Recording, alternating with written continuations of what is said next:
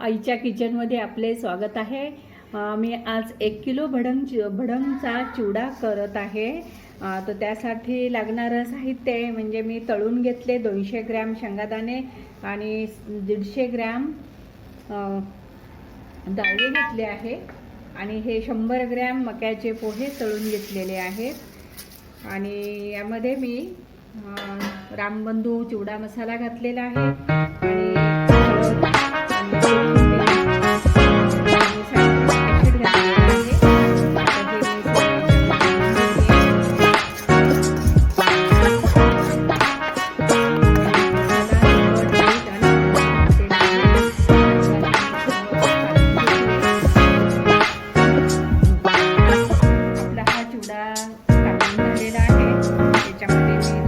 चवीला साखर घातली आणि असा हा खमंग आणि टेस्टी छान झालेला आहे।